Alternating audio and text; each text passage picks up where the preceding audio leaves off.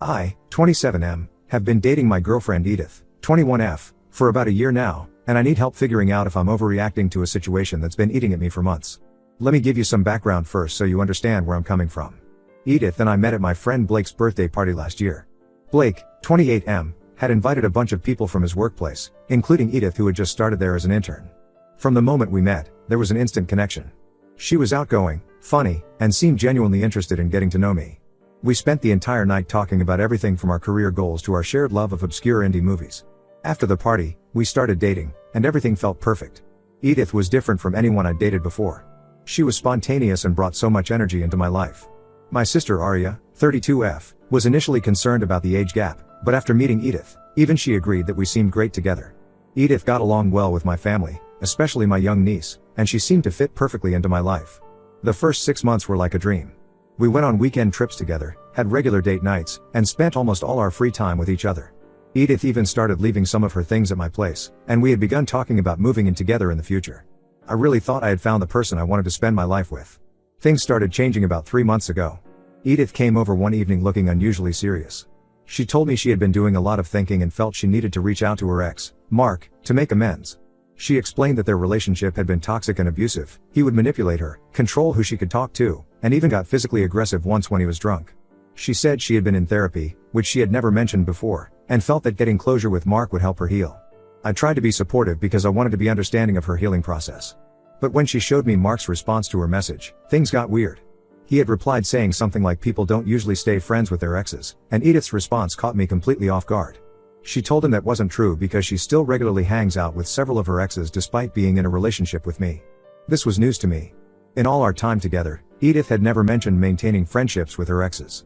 When I asked her about it, she got defensive and said they were just good friends now and that cutting them out of her life would be immature. She mentioned 3 guys specifically: Chris, who she dated for 2 years in high school, Tyler, who she was with during her first year of college, and David, who she dated briefly before meeting me. I tried to be open-minded about it. After all, I'm still friendly with one of my exes from college, though we only interact on social media occasionally. But something about the way Edith was handling this felt off. She started being more protective of her phone, changing her passwords, and being vague about her plans. There were several times when she canceled our dates last minute with unclear excuses like something came up or not feeling well, only for me to later see Instagram stories of her out with friends. The situation got even stranger last week. We were on a phone call, just having a normal conversation about our day, when out of nowhere she asked, "Babe, are you worried about me leaving you?" Nothing in our conversation had led to this question, and when I asked her why she would say that, she brushed it off as just random thoughts. But combined with everything else, it set off alarm bells in my head. I talked to Blake about it since he works with Edith and might have some insight. He thinks I'm being paranoid and that being friends with exes is normal these days. He said I should trust Edith and not let my insecurities ruin a good thing. But my sister Arya sees it differently. She was cheated on by her ex-husband who had been just friends with his former girlfriend, and she says she sees the same red flags in Edith's behavior. Last night, I decided to look at Edith's Instagram more carefully. Her profile is public, and what I found made my stomach drop. There were several recent photos of her with different guys I now know were her exes. There was a picture of her and Chris at a fancy restaurant 2 weeks ago, another of her and Tyler at a bar last weekend, and several group photos where she was surrounded by her exes at what looked like house parties. None of these meetups were ever mentioned to me.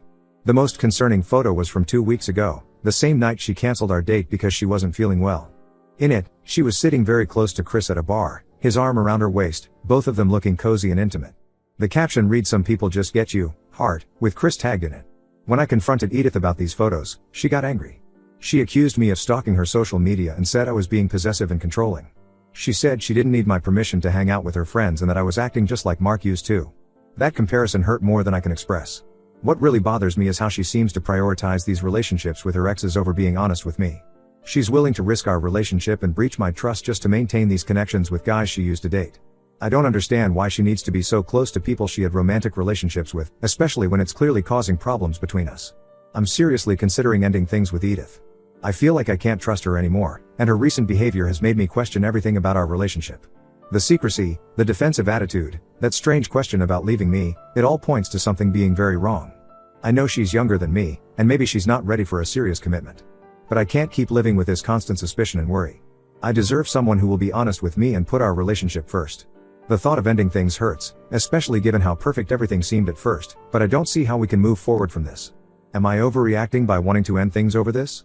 Should I give her another chance to explain herself? I need some outside perspective on this situation because I'm too close to see things clearly anymore.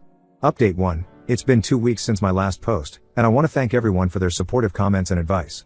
Many of you pointed out the red flags in Edith's behavior and encouraged me to trust my instincts. After reading through all your responses, I decided to have a serious conversation with Edith about boundaries and honesty in our relationship. What happened next was worse than anything I could have imagined. Last Friday, I texted Edith asking if we could talk in person. She agreed and told me to come over to her apartment around 7 p.m. When I arrived, I immediately knew something was off. I could hear multiple male voices and laughter coming from inside her apartment. There was music playing, and it sounded like some kind of gathering was going on. I knocked on the door and heard sudden scrambling inside. The music quickly got turned down, and I could hear whispered conversations and what sounded like people moving around. After about a minute, Edith opened the door, looking flustered. She tried to block the entrance with her body at first, but I could see past her into the living room. What I saw made my blood run cold. Sitting there were 3 of her exes: Mark, the supposedly abusive one, Chris, the one from the Instagram photos, and Tyler. They were all lounging around her living room like they owned the place. There were wine bottles and glasses on the coffee table, and it was clear this was some kind of intimate get-together that Edith had deliberately hidden from me. Edith tried to play it off as just a casual friend gathering, but the tension in the room was unbearable. Mark, who she had described as abusive just months ago, was sitting comfortably on her couch with a wine glass in hand, looking at me with this smug expression. Chris and Tyler at least had the decency to look uncomfortable when I walked in. When I asked Edith why she hadn't mentioned this gathering to me, she got defensive immediately. She said she didn't think it was important to tell me every time she hung out with friends. Friends, that's what she kept calling them, as if I was supposed to forget these were all guys she had been intimate with in the past. What made it worse was Mark's behavior. Throughout our conversation, he kept making snide comments about how controlling I was being. He said things like, "See, this is why you can't have a normal friendship with an ex, and some guys just can't handle their girlfriends having male friends." Each comment was clearly designed to provoke me, but I tried to keep my cool. Chris and Tyler mostly stayed quiet, but I could tell they were watching everything unfold with uncomfortable expressions. At one point, Tyler got up and went to the kitchen, gesturing for me to follow him. Once we were alone, he revealed something that confirmed my worst fears. Tyler told me that these gatherings had been happening regularly for months. Edith would organize them whenever she knew I was busy with work or had other commitments. He said they would drink, reminisce about old times, and Edith would often talk about how she missed aspects of her past relationships. According to Tyler, she frequently expressed doubt about being ready to settle down and would compare me to her exes. The worst part was when Tyler mentioned that Edith had been acting particularly close with Mark recently. Despite her claims about his past abuse, she had been texting him frequently and meeting him one-on-one. Tyler decided to tell me because he felt guilty about the whole situation, especially after seeing how Edith had been manipulating everyone. Armed with this information, I went back to the living room and confronted Edith. The alcohol must have lowered her defenses because she finally broke down. Through tears, she admitted that she had been feeling confused about her feelings. She said she loved me but missed the excitement and drama of her past relationships. Then came the confession that broke me. She admitted to kissing Mark at a party 2 weeks ago, the same night she had told me she was having dinner with her girlfriends. She swore it didn't go beyond kissing, but at that point, I couldn't believe anything she said anymore. I left her apartment feeling completely numb. Blake, who works with Edith and had previously defended her, called me later that night after hearing what happened. He finally admitted that he had been wrong about her and apologized for not seeing the signs earlier. Arya has been incredible through all of this. She immediately offered me her guest room to stay in while I figure things out. She says she recognized the pattern because it was similar to what her ex-husband did before she caught him cheating: the secret meetings, the gaslighting, the defensive behavior. Since that night, Edith has been constantly messaging me. Her texts swing wildly between desperate apologies and angry accusations. One minute she's begging for another chance, saying she'll cut off contact with all her exes, and the next she's accusing me of being controlling and ruining her friendships. Her friends have started reaching out too, trying to defend her actions. They keep saying things like she's young and still figuring things out and you can't expect her to cut off people who were important parts of her life. One of them even suggested that I was being unreasonable for not wanting my girlfriend to be close friends with guys she used to sleep with. I haven't officially ended things yet, but I think we all know where this is heading. I need some time to process everything and figure out how to handle this situation. The trust is completely shattered, and I don't see how we could ever rebuild it. Finding her in her apartment with 3 exes, learning about her secret meetings, and discovering she kissed Mark, it's all too much to forgive. Right now, I'm focusing on taking care of myself and trying to make sense of everything that happened. I know I deserve better than this, but it still hurts to realize that the person I thought I knew was capable of such betrayal. I'll update again once I've figured out my next steps. Thank you all for helping me see the situation clearly. Update 2. It's been a month since my last update, and I've discovered even more disturbing information about Edith's behavior that I need to share. After the confrontation at her apartment, I decided to take some time to clear my head and went low contact with her, only responding to messages about picking up each other's belongings. During this time, several people came forward with information they had been hesitant to share before. The first revelation came from Amy, Edith's roommate. She reached out to me through Instagram about a week after the incident. At first, I was hesitant to respond because I thought she might be trying to defend Edith, but what she told me changed everything. According to Amy, Edith had been doing far more than just hanging out with her exes. She had been staying overnight at their places multiple times over the past few months. Every time she told me she was at girls' nights, family events, or work trips, she was actually with one of her exes. Amy said she felt horrible for keeping quiet, but Edith had sworn her to secrecy, claiming that I was overly jealous and would overreact. Amy shared that Edith would often come home early in the morning, clearly having spent the night elsewhere. When Amy confronted her about it, Edith would brush it off, saying she was just reconnecting with old friends and that I wouldn't understand. She even asked Amy to cover for her if I ever called asking where she was. But the biggest bombshell came from Rebecca, Chris's girlfriend. Yes, you read that right, one of the exes Edith was seeing behind my back was in a relationship too. Rebecca found me on Facebook and shared screenshots of conversations between Edith and Chris that made me sick to my stomach. The messages went back months. They started innocently enough with reminiscing about their past relationship, but quickly turned flirtatious. There were late-night messages about missing each other, plans to meet up alone, and discussions about keeping their meetups secret from both me and Rebecca. Some messages explicitly referred to physical intimacy and planned overnight stays. Rebecca was devastated too. She had no idea Chris was cheating on her until she borrowed his laptop for work and found the messages still logged in. She decided to reach out to me because she thought I deserved to know the truth, just like she would have wanted to know. With this new evidence in hand, I confronted Edith one final time. We met at a neutral location, a coffee shop near my office. When I showed her the screenshots Rebecca had sent me, her whole demeanor changed. Instead of the usual defensive anger, she broke down completely. She admitted to sleeping with both Chris and Mark over the past few months. Her excuses were pathetic. She said she was young and needed to explore her options before settling down. She claimed she was afraid of committing to one person without being sure she wasn't missing out on something better. The worst part was when she suggested that we could work through this if I was willing to give her another chance, as if finding out about multiple affairs wasn't reason enough to end things. I ended our relationship right there in the coffee shop. I told her I never wanted to hear from her again and blocked her number, social media, and email before walking out. But Edith wasn't done trying to control the narrative. She started reaching out to our mutual friends with her own version of events. According to her, I was partly to blame for being too controlling and pushing her away. She claimed that my obsession with her friendships with her exes had driven her to seek comfort elsewhere. Some of our mutual friends actually took her side, saying I should be more understanding of her age and confusion about relationships. Blake, who witnessed some of this happening at work, told me that Edith has been playing the victim, telling everyone who will listen about how I abandoned her when she was just trying to figure things out. She's even suggested that my controlling behavior was similar to what she claimed her ex Mark had done to her, the same Mark she'd been sleeping with behind my back. The whole situation has shown me who my real friends are. While some people have bought into Edith's manipulation, others have stood firmly by my side.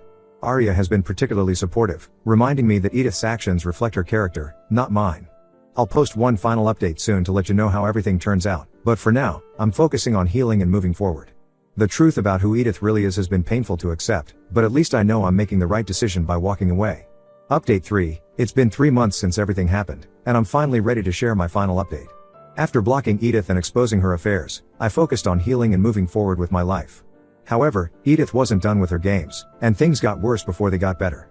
In the weeks following our breakup, Edith started showing up at places she knew I would be.